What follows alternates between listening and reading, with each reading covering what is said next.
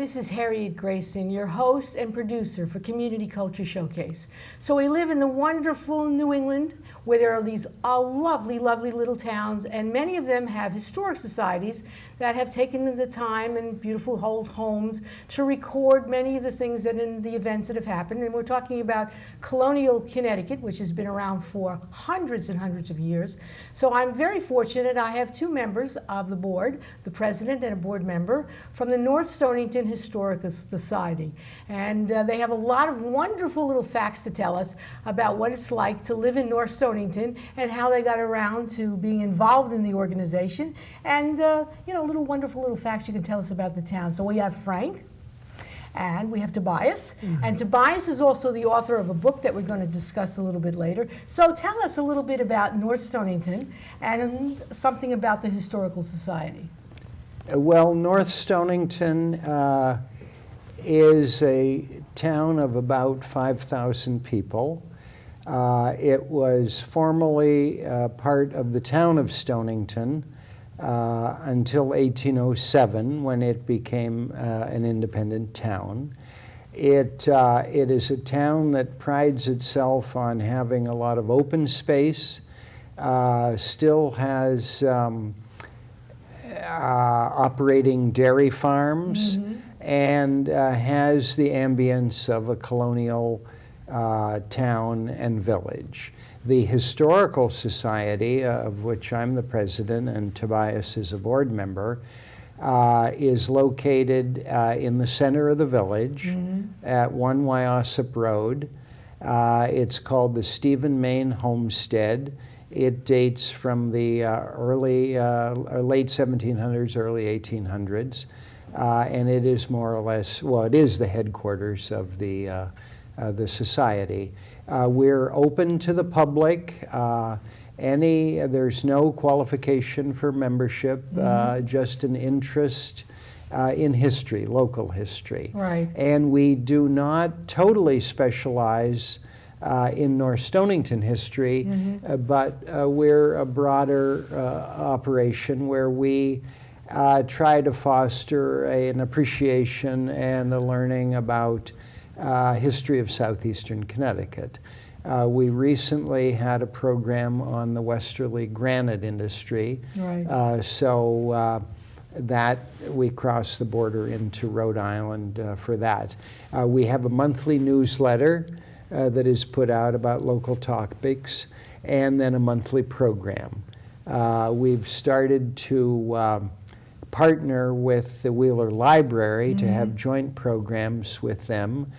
We try to attract students from our school system and younger families, of course, and we're looking for members. So if there's any member out there that or a potential member, please come and see us.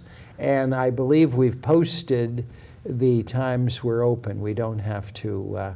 Well, there are the Tuesdays at from 2 to 4. Tuesday 2 to 4. Our library is open. Our librarian Gladys Chase is present, and the facility is open. Right. It is basically a small museum and a library. And then on Thursday, we're open. 11:30 to 2. 2. So those two times, and then of course the monthly board meeting on a Monday. We're open to the public, and the monthly program, the general membership program, we're open to the public. And if someone has a strong enough interest, all they need to do is contact us, and we will open for them. Right. Yes. So people driving around might know North Stonington only because it's on Route 2. And you're going to the gambling casinos, and so that's our. So what do you say to people to get them to stop and come to visit the museum, or just find out more about North Stonington? What's kind of interesting little facts to get the public interested in your little town? Tobias, that's one for you. Well, North Stonington has a lot of older homes, which represent some of the colonial and federal period architecture. It has many very interesting cemeteries. There are a lot of people who are interested in cemeteries. Yes. I think you said 65 cemeteries? We think there's approximately 65, and there's a map showing all of them. Right. There's one famous story in one of the cemeteries. There were buried a man and his horse. The horse, he rode the horse off to the Civil War. The horse kept him safe for the Civil War. At the end of the Civil War, he rode the horse home, and he and the horse are buried near each other in the cemetery. They each have their own marker. Oh, great. That's on Hangman Hill Road, so that... Yes. So if people come to your door, do you do things like cemetery walks or do tours of what's going on? In the past, we've had tours of the village, and then we've also had tours of some of the historic homes in town.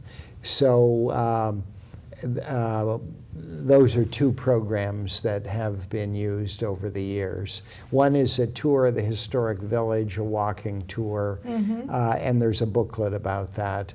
And then the houses being open, that's a more organized situation. And then we presently, on the property of the Historical Society, is a restored dye house as part of the textile industry in North Stonington.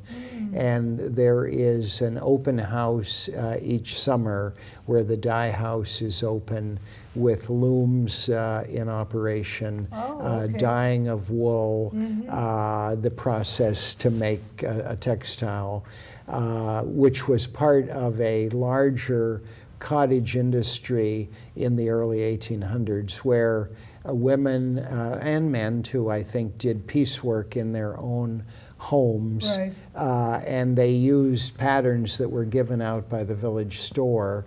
Then these materials were collected, the textiles, and then they were sold, and the people were paid.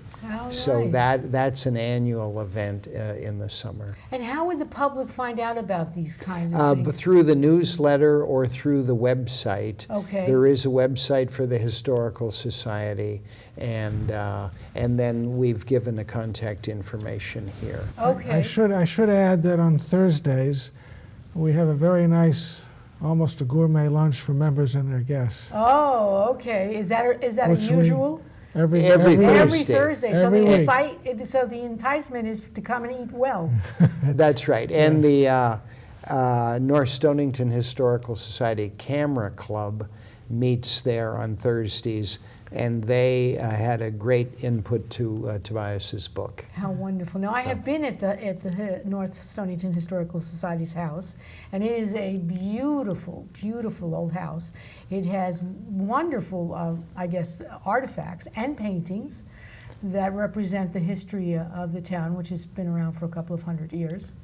Well, I should say here that going through things, we had 2,500 5x7-inch glass plate negatives in the attic, and 1,000 pieces of art, oil paintings, pastels, watercolors, crayons, pencils, pen, all from the hand of Fred Stuart Green, who was the subject of this book that we've done. Okay, now tell us a little bit about who this gentleman is and what his significance is in terms of the North Stonington Historical Society. Well, the Homestead at 1 Wyasip Road, our headquarters, was his building, which he bought in 1937. And at the time, he rented it as an art gallery, but it belonged to it was in his family, it belonged to his grandfather. Fred Stuart Green was born in North Stonington in 1876. And when maybe about 1880 or 1882, he moved to 115 Narragansett Avenue in Westerly. And went to Westerly schools. And then from there he went to the Rhode Island School of Design. Which is also famous and still here. And where he was a trustee, and he trained a couple of department heads there, actually. And he became a painter and a photographer. Had a studio in Westerly, and a home called Green Gables which he bought in 1910 in North Stonington. You want to comment about Green Sure. Gables? He's probably the most prominent and prolific artist and photographer that the town of North Stonington has ever had. Okay. So he this book of Tobias showcases his work. And how many images in the book approximately? 275 paintings and photographs. They're Wow. representative of a total collection of 2,500 glass plate negatives and 1,100 paintings. So there's a large inventory of things. But this Green Gables cottage is a subject of interest by the Historical Society. Fred Stuart Green bought it in 1910, 1911, and he lived there until 1923, about 13 years. During that time, he lived there.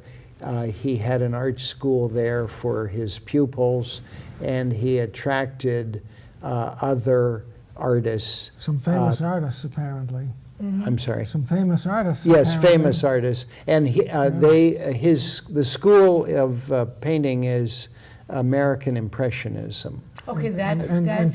tonalism and impressionism. and it is showcased, of course, at the Florence Griswold House in Old Lyme. Okay. That school, the plein air American Impressionism, but the Green Gables cottage was occupied by Fred Green during his most productive years, when he was age 37 to age 49. Probably the bulk of his work, or a substantial portion of his work, was produced while he was living there. The cottage is owned by the town of North Stonington, and it is on the Hewitt Farm. The Hewitt Farm is a property formerly owned by the Mystic Seaport and purchased by the town of North Stonington for open space and cultural and historic reasons. More than 100 acres, located, the public might know, along Route 2 behind what is presently the Bon Appetito restaurant, which was formerly the Dewdrop Inn, and that's where it is located. It is the Green Gables cottage presently is vacant, needs to be stabilized and restored Right. ultimately, but it is a project of interest by the Historical Society, and we tend to work with the town on that project. And this book, the public really Let me show people, hasn't known the magnitude of Fred Green's work and what he was really about. And now, for the first time, people have an opportunity they to take do, yeah. to take a look at it. And is there a reason why you think he has been neglected? Lots of artists die penniless, so it's not outside. some the never realm. sold during their entire life, of course. Exactly. But is there a maybe reason Tobias why? I might. think he was pretty successful during his life, but Okay. he is, I think I would consider him a very significant regional artist. But he has actually no market for his paintings to speak of, and is very little known. It's just what happened. So the Historic Society, is it the owner or the guardian of We're the the paintings? owner of them.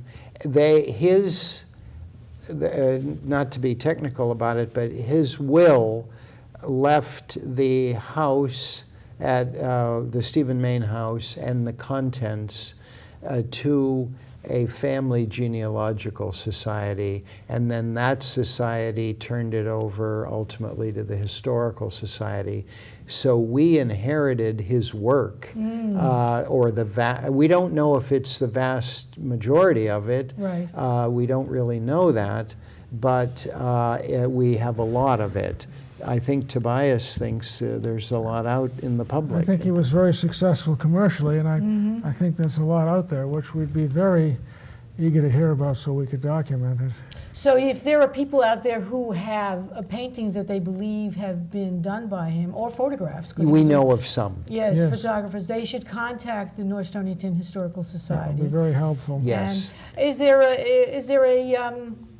a push to maybe do a show of his paintings, or is that something the Historical Society is looking to do? I have one organization in Rhode Island, which I can't name yet, which is planning to do a show. Okay. Yes. Yes, you know, because we do have a lot of painters who are living around here, mostly because they like to be by the sound, and there's all this open space and freshwater trees and everything. I had as my guest not too long ago something called the Luce Association, and they were these outside landscape painters who came together. There were 5 of them, and sometimes they all came together to literally paint together outside, or maybe a few of them would get together, and so there is that obviously history. That was the type of painting that we think Plein air, went on yeah. plein air Plein here air at painting. Green Gables and at other places. At the There- school that he there- actually operated. There are photographs of. So if I'm going to just turn the book, because there are, well over 100 photographs and pictures. 275 illustrations. So if I open this book, Let's see, what let's have we see. got here? We have, This is Fred Stuart Green. there's a picture of him. There he is, a formal picture. Do we know Perhaps. if who did it of him? Was it self-portrait? It That- might have been a self-portrait. I would Yeah. guess it's in with his pictures. So the And 25. Tobias, this is Fred at work, I believe. Yeah, this is isn't a picture of him painting. On the other side, this is a picture of him painting outdoors. Okay, all right. I should tell you the name of this book is Out of the Attic, The Images of Fred Stuart Green by Tobias Goodman. And are you a painter? Try a little photography, but I'm afraid I'm not a painter. So what got you interested in this man if this is not... These glass plate negatives are wonderful. Uh-huh. They're, a regular 35 millimeter negative is a square inch, Right. and these glass plate negatives are perhaps 30 square inches. They might be like 100 megapixels of information in today's terms. Right. The details are amazing, Okay. and they are pictures of social life, housing, the shoreline, old North Stonington, old Westerly. They're both an artistic and a historical Significance, yes. significance, yes. And what about the paintings themselves? Because I'm certainly not an expert on painting or painting schools, but you said it was American Impressionism? Well, some of his work is tonalist, and as he goes along, and as the 20th century goes along, he becomes impressionist and then perhaps post-impressionist. Okay. My advisors tell me. Oh, okay, all right. So do we see a sense, like when I think of Impressionism, I think of course of the French and the Manet and the Monet, and is that the kind of style that we Well, see in here? the tonalists apparently are influenced by the Barbizon school of painting from the French. Okay, Yeah. Barbizon, I don't know, but there was a hotel in New York once named that. So, but you don't have to be someone who would be the audience for a book like this? Someone who's interested in regional artists here? Well, people who are interested in art and history, I suppose, or seeing what areas with which they're currently familiar looked like 125 years ago. Okay, so people who are like a little history of our community. Yes. Now, photography isn't that old, so we're talking, what, Right. Civil War period? Photography starts And about many 1840. many people could find perhaps their own home or their own town or region in these paintings, and then the paintings stand on their own as American Impressionism, as do the paintings at Florence Griswold Right. House. So the we museum. have paintings and photographs of Mesquamacut, Watch Hill, Weekapaug, Noank, downtown Westerly when it was heavily industrialized, Right. North Stonington. So there is that.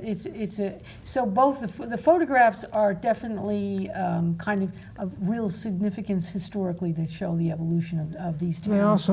They also have some artistic value, I think, as well. Some of them. He's an interesting man. He was born in North Stonington, and he's buried in Westerly in Riverbend Cemetery, which is a lovely cemetery by the river, right? So he kind of straddles the border. Both play. Well, we're not talking about long distances, even No. Yes, especially certainly in the 1930s and on. But at the time, 1899, when he and his mother built his studio, the economy in Westerly was highly industrialized, and that would support an artist of his quality. So that people in the growing middle class would buy his paintings. Or in his services, yes. Right, and they would, that's the way to show your newfound wealth, if you might, to pick up some paintings from a local artist and put it in your parlor. He would go around the various fairs in southeastern New England, Really? like the Kingston Fair in Rhode Island and so forth, and he would show his paintings, and people would come to his booth. They would wait to see him. I see. Okay. And what about, did he do portraits as well? Yes, there's a chapter on portraits. All right, because portraits, of course, is always how with rising income, more people wanted to have their portraits taken to show off. All right. He exhibited at the World's Fair and the Columbian Exposition, so he had a broader audience through those. He would do both portraits. Here's a portrait of a young lady, and he also did social life. Here's a tea party for the dolls. We've colorized these pictures, but he colorized some of his own. Tobias, you might show that the photo that he took of Green Gables. Yes, I have a picture of Green Gables. Yeah. Right, the cottage itself. Yeah. By the way, this is a beautifully done book. I mean, because when you go to have photographs and paintings put into a book, this is a beautiful, beautiful Here's book. Green Gables. Okay, so we can go ahead and show it.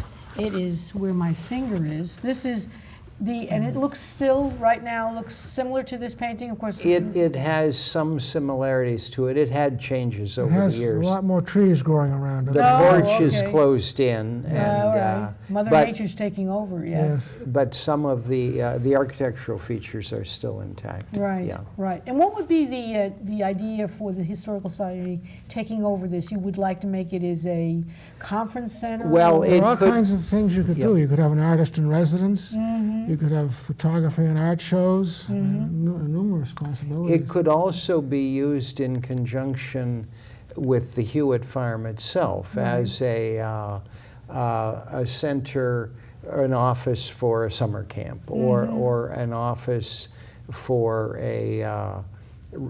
some recreation that might go on there. It could have a lot of uses. I have to say that Fred Stuart Green left us a note in which he wrote that Green Gables he thought was the best place to paint outdoors in New England. Oh, okay. That's interesting. When did he die? 1946. Okay. He was 70 years old. Died in Florida, I believe. Died in Florida. Yeah, he would spend the winters in Bellevue, Florida. So an interesting sidelight are his Florida paintings. And smart man getting away from these New England women. Yeah, and and he had another interest, which was in African American social life and housing. Yes, I saw some of these photographs. We have quite a series of wonderful pictures. Yes, this is fascinating. When do you think this was taken? Painted and taken in the Bellevue, Ocala area of Central Florida. Probably the middle 20s. 1920s, yes. Florida, of course, being a highly segregated state. Yes. And so, and he is a white man coming and These actually were taken in Louisiana. These two pictures. Okay. He got around. And what do you have any idea about what drove him to even be interested in painting and photography?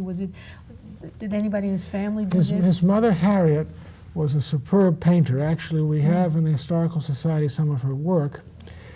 And we have a photograph of her in the book. She looks like a very capable woman. And she was his All business. of us Harriets are. Yes. That's right. She was a business person as well, his business partner. Oh, okay. Yeah. And so he just decided he watched his mother. She probably I think engaged she with him. influenced him. And Right. then, of course, he went to Westerly High School. Then he went to Rhode Island School of Design. So after that, and did postgraduate work in art in New York City. And At the Art Student League, which was very prestigious at the time. Right. member of the, right. Yeah. His obituary was in the New York Times. Oh, how interesting. And so he was well known in his day. He was. He won prizes at a couple of the world's fairs. And was he most noted for his photographs or for his paintings, or both?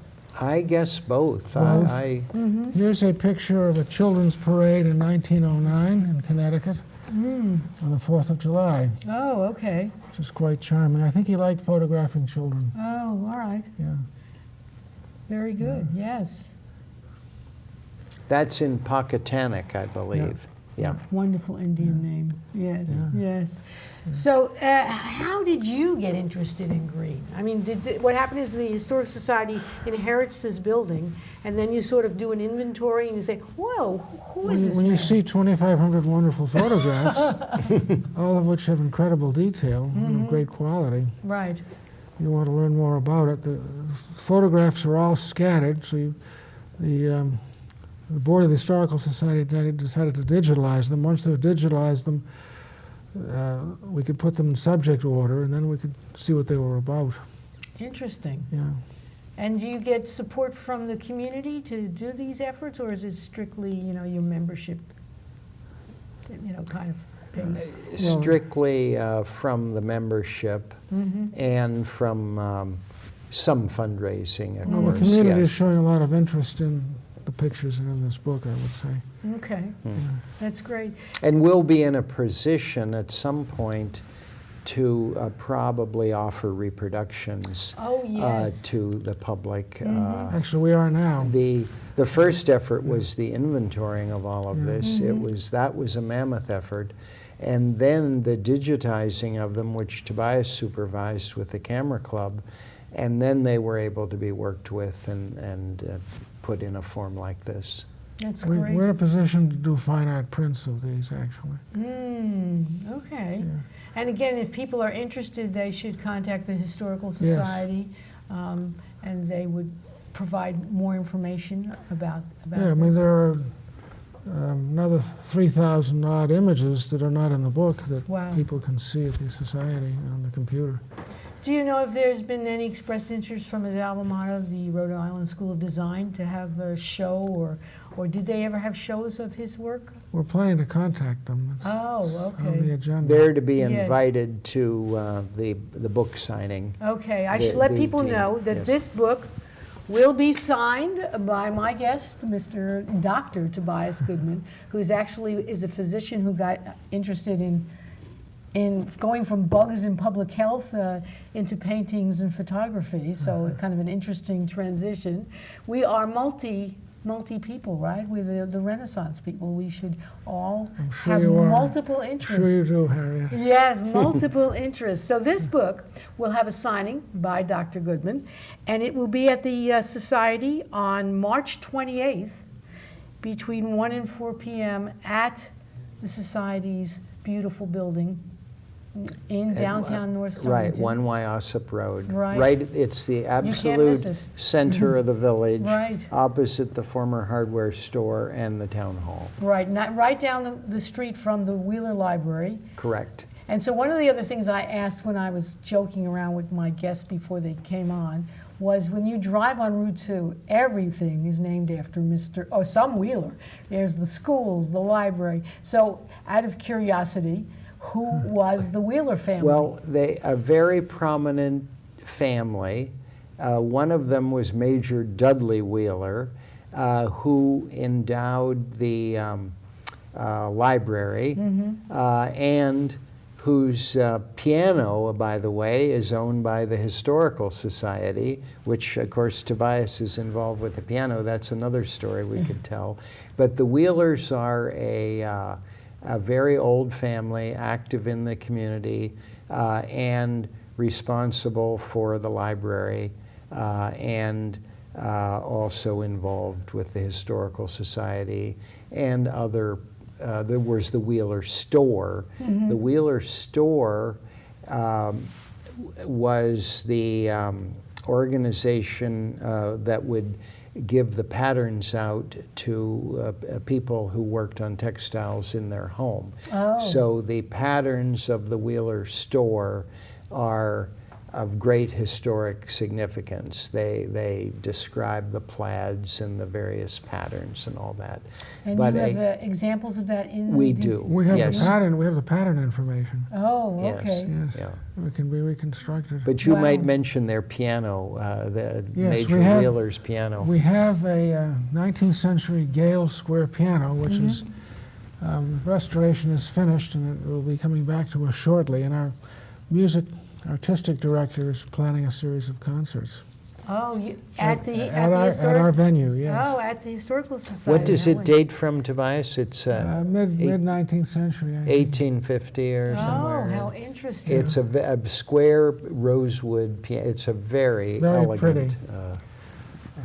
And what kind of musical shows are you planning, or what are you thinking about? Well, I'm leaving that to our To- musical director, but Okay. I think it could be anything from Mozart to ragtime. We're still talking about it. Okay, all right, very good. Is the musical director a member of the Historic Society? He is Yes, now. he is now. Oh, he is now. You okay. could give his name, Tobias. If I can, Yeah, Emmerich Lepre Latour. right, that's Oh, right. nice name. Yes, he's involved with He's, the harpsichords in Stonington. yes. Oh, okay. And he's the music director in One- Fairfield also. And he has given concerts at Carnegie Hall. He's has a Wow. PhD in music. He's Right. quite talented and knowledgeable. So did you discovered the piano and it was in disarray and needed to be restored? It was always there as a rather large piece of furniture in the Oh, corner, and it hadn't been played for 50 years Wow. or I think our more. oldest trustee had piano lessons on it Maybe when she so. was a little girl. Oh, Beyond 50 years. Yes, Yes. beyond 50 years. Yes. But Tobias, I think you're responsible for the movement to get it restored, and you and Lori. Well, we'll Lori see. Pepin. We'll see how we do, but the public will be interested in those concerts, I hope. yes, definitely, because you're always interested in something unusual if you want to have a taste of something a little unusual. So you're saying that actually the piano is in the shape of a square.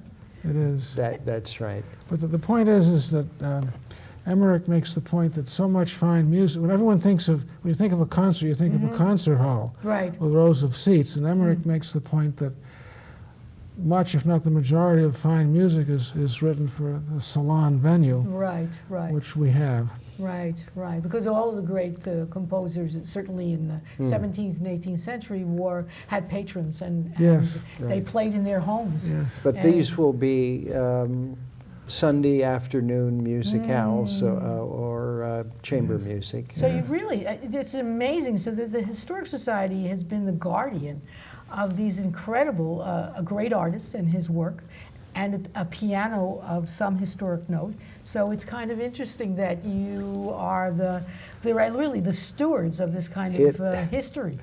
The society has awakened because of various trustees and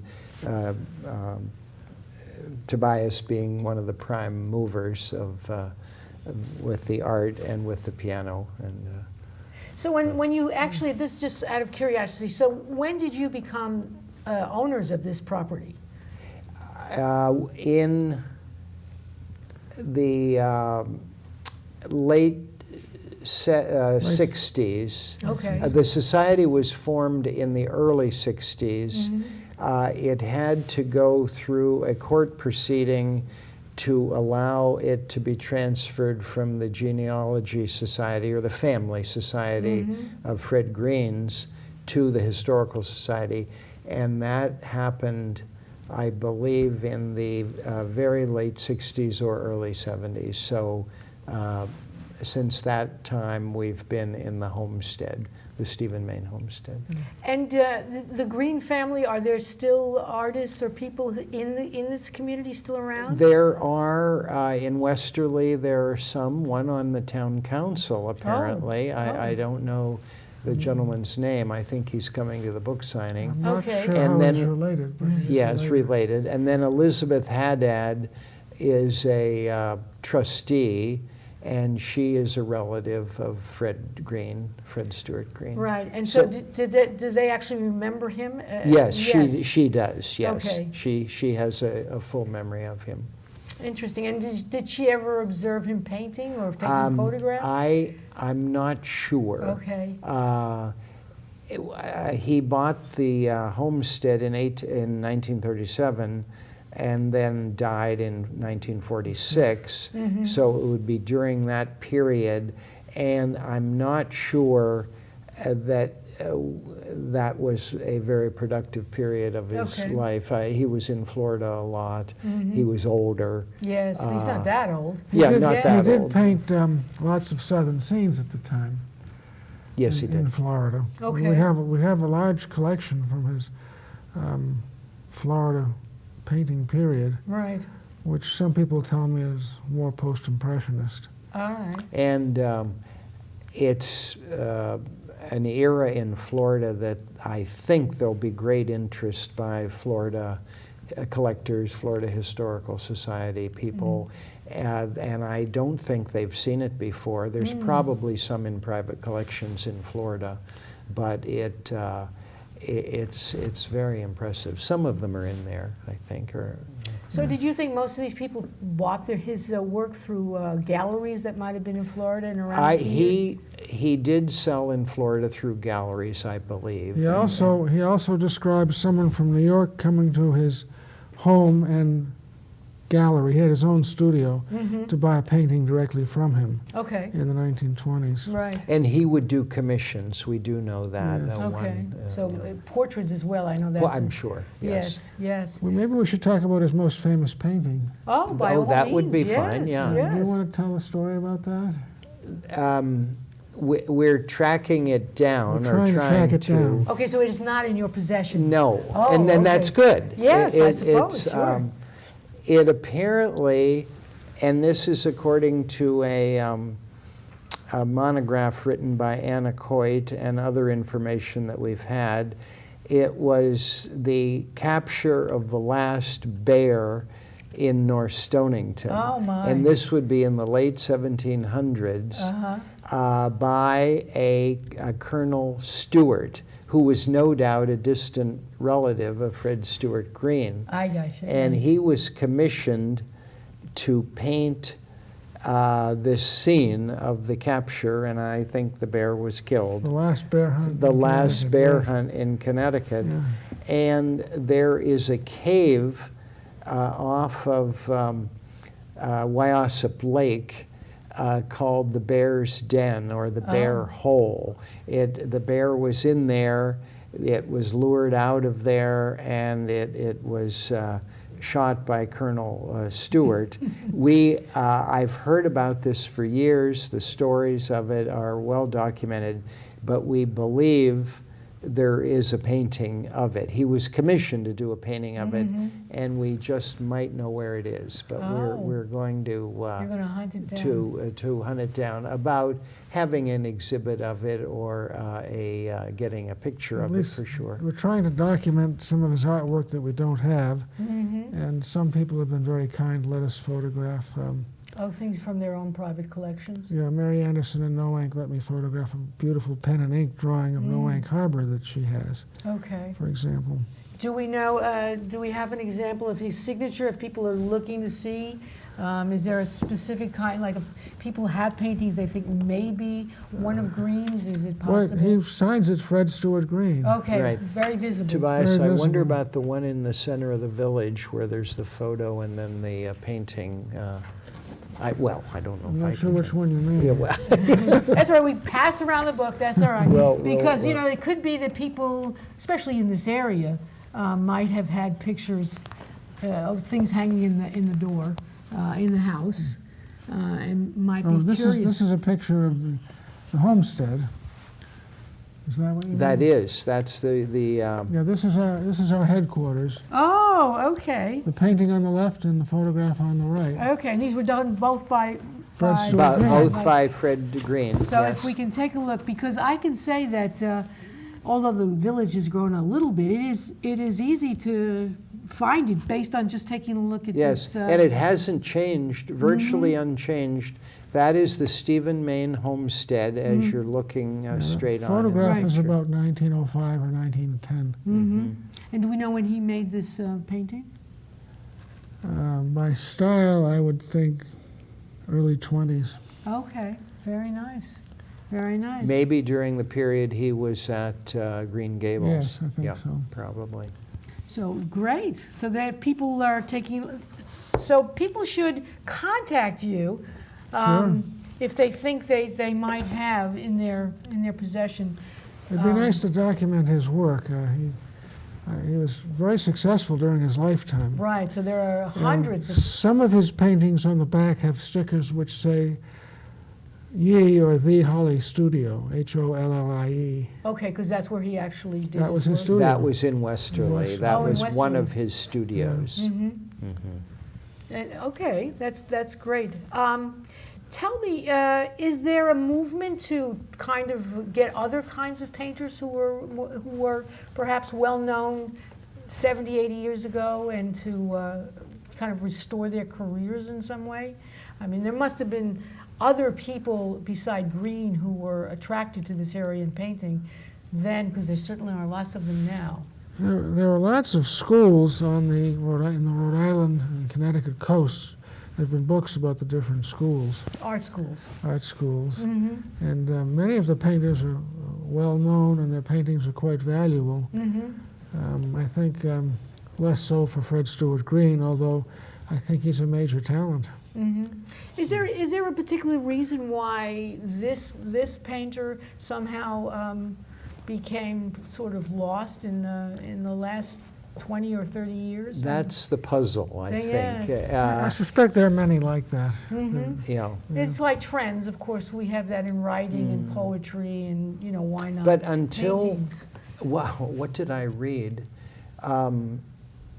Monet never, he didn't sell much, and of course the Van Gogh sold nothing. Right, right. An art dealer bought up all of Monet's work, or helped him, and created the market Right. in his late years. And it's a very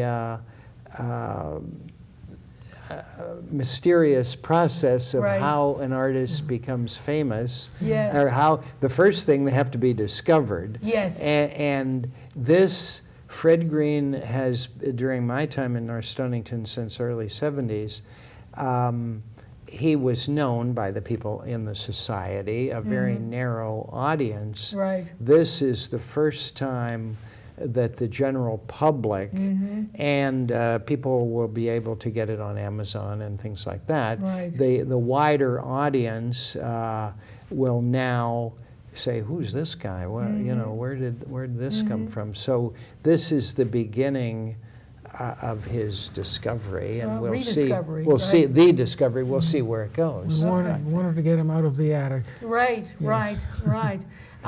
Is it any intention that once he becomes a little bit better known, that you would want to put on an exhibition? Oh, sure. Yes. We've had shows, informal ones at the Society, because we have so many of these, and, Right. and I think you saw them when you were Yes, there. I Yeah, did. we There's always- always 10 or 15 of them. We always have some of his paintings up, and then On display. our caretaker varies them from time to time. Oh, that's good to know. So if you come back. And how did they land up at the Florence Griswold Museum, do you know? No, I say they have comparable. They Oh. have their effort, or their direction is heavily weighted toward American Impressionism. Oh, I see. And some very famous American Impressionists, some of whom were taught by Fred Green, we think, and were colleagues of his. Okay, so the goal would be perhaps to have the Griswold put on an exhibition of... Well, we want them to, we've sent them a book. Oh, okay, We- all right. we- Because they are, I guess, the premier area... They are, a museum really. for this kind of stuff. That's right. And of course, the other place being, I don't know, I've had as a guest before, the Mystic Arts Center. Mystic Art Association, Yeah, right, yeah, right. They, yeah. they also do all kinds of promoting local artists, Right. both living and deceased. This should lead to a number of exhibitions, I would think. That's great. So again, people can go. Can you go right now on Amazon and pick up this book? I believe it is on Amazon. yes. Okay. So again, this is the book. It's a kind of it has two values to people. One is great historical value because it has wonderful photographs of places that are near and dear to us that we probably would love to see from, someone like my husband who collects books from 100 years ago with photographs. So that's great. And then, of course, there's the artistic merit of both the photographs and, of course, of the painter. So it has a lot of value for them and for all of us here in coastal Connecticut and certainly into Rhode Island. And since I now live in Westerly, everybody in Westerly should have an opportunity to collect this book. So and we have to thank Tobias Goodman for doing this incredible thing. How long did it take you? Actually, a couple of years. I bet, Yeah. I bet, I bet. There's one element in there that we have a lot of sailors in our community in Westerly Watch Hill.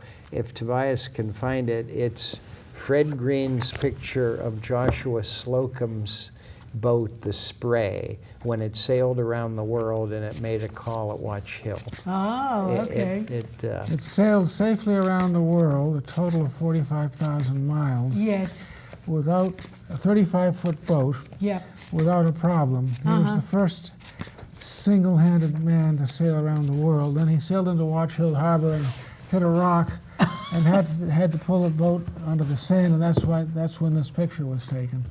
So that is a very famous picture, we do believe, Oh, okay. and really undiscovered That's- until till the glass plate That was printed. July of 1900. Wow, interesting, interesting. So when did you decide that you were going to do green? I mean, is it because you're a member of the society and you saw all this stuff around and you said... The material is so intriguing and fascinating. You can't put it down. Okay. That's the scientist in you that you've now Yeah. transferred to being an artist collector. We have everything digitalized. Yes. When you see the breadth of subject that he photographed and the quality of the photographs and the same thing of the paintings, you'll see what I mean. Okay, well, I've lost some of the things. So we do want to get the public to come on out for a book signing and a party. And you heard that when they have their Thursday meetings, they eat well. That's an incentive, for all of us out there. Eating well is important. So anyway, the opening for the book signing is on March 28th. Between 1 and 4 p.m. at the Historical Society's building. At 2 o'clock, I'm going to show, for a few minutes, I'm going to project a few of the pictures. Oh, how lovely. Great. And we hope the press comes out and it gets a lot of great coverage from our assorted local media. And hopefully maybe somebody from his alma mater, the Rhode Island School of Design, comes on down, because I do know that they do all kinds of exhibitions for their students and their former students. Helps them to promote the school, and by itself to say, oh, well, look at this, all these great artists that we've created and produced. So this is a wonderful opportunity to find out a little bit of history, a little bit of art, and to definitely to visit this beautiful building, because it is interesting to look at. And when I was there, they offered coffee and things to eat as well. So, and that was only I guess a board meeting.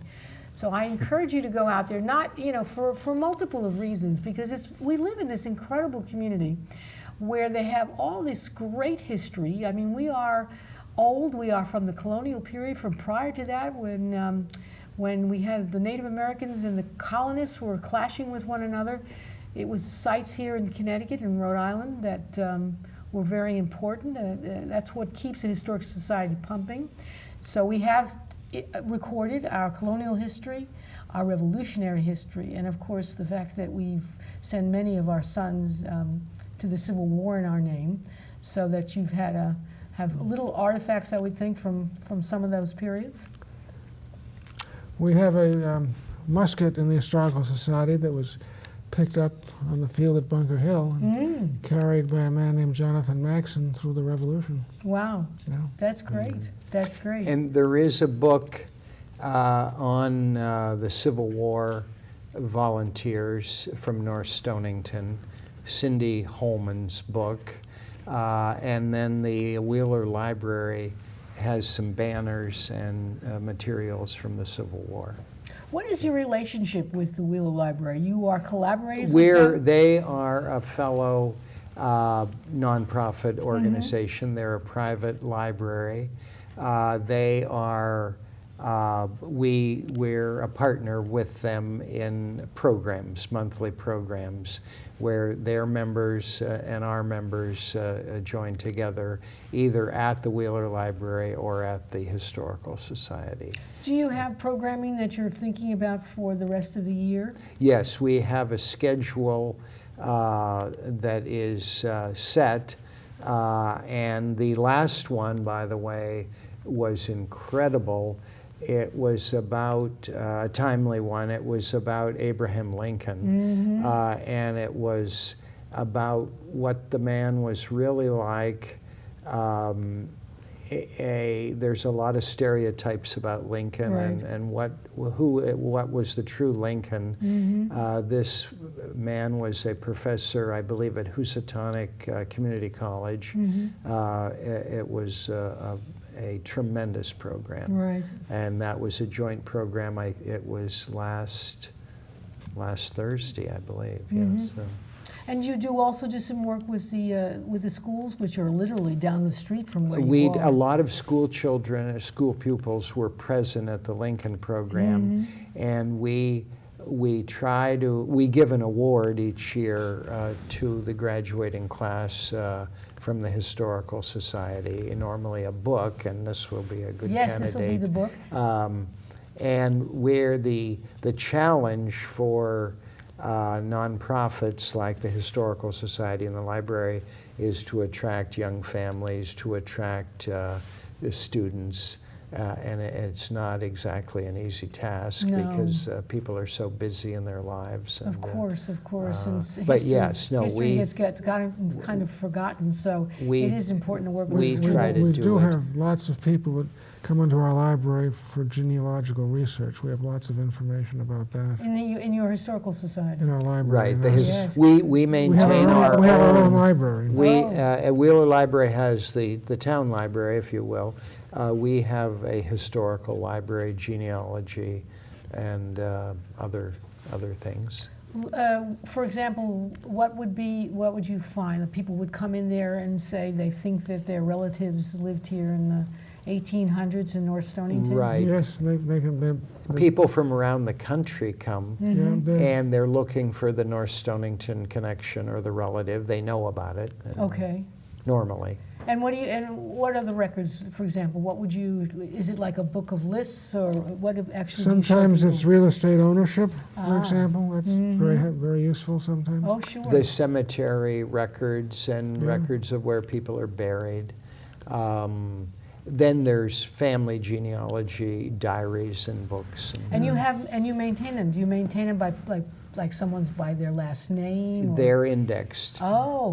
Gladys Chase is the librarian, so she knows. She knows where everything is. Oh, okay. That's right. Excellent. Right. So people who think they might have a connection, they can come on in. Usually every Tuesday there are one or two people there, sometimes from way out of state, looking up. Well, if you've been in this country for hundreds of years, you probably originally came from either Rhode Island, Connecticut, or Massachusetts. Great-great-grandmother Sally, yeah. Yes, exactly. Well, that's fascinating. Yeah. Well, we're going to be winding up the program. I want to remind people once again, this is the book. You can buy it from Amazon, And also to remind you once more, you can meet Tobias, and he will be there signing books on March 28th at the Historical Society's building down there. I'm very happy to meet and chat. I'm very happy to meet and chat. He's a delightful man. The book is wonderful, and it's an opportunity to engage and find out what actually was happening in our incredible communities, because we are, having historical societies is kind of the living embodiment of our national history, because it really kind of starts, I guess Virginia takes credit for some of it, but also here in New England, we have so much to share with people, and we'd like people to come on down. And you can see this beautiful old house, what was built in 1781? Oh, 1781. 1781. Oh, the yes. Trillium during the A colonial. colonial house. And if you know anything about the North Stonington area, around Wheeler Library, you just kind of walk down, you see the beautiful old churches and some beautiful old houses from that, I guess, from the colonial period? The entire village is listed on the National Register of Historic Places. People take pride in their homes, but the Stephen Main house is the centerpiece of it, so to speak. Of course. Okay, so everybody come on down. Do not park in front of the building. There is actually a little parking lot across the way. I know that myself. Across from the town hall. Exactly. So there is some parking around. Just don't park in the driveway. So anyway, it was my pleasure to have you guys as guests, and I look forward. I'm going to try very hard to come to the book signing, so that Look forward to that. I can see what's going on, and to wish you all great success. That the book should be successful. That many more people should know about North Stonington and the North Stonington Historical Society. So my pleasure to have you. Thank you. Thank you, Harriet. Thank you, Harriet. So here goes my guess. If you have the opportunity, March 28th, come on down to the North Stonington Historical Society to see the book signing. And if you cannot make it that day, come on by on Tuesdays between 2 and 4 p.m. and on Thursdays, 11:30 to 2 o'clock in the afternoon, and you'll get fed well. So you'll have an opportunity to do, and there aren't many museums where you can be eating and also watching and seeing all the paintings and photographs. So again, thank you, and I thank my guests for coming on my show, and I look forward to perhaps seeing you on March 28th at the book signing. Thank you. This is Harriet Grayson, your host and producer of Community Culture Showcase.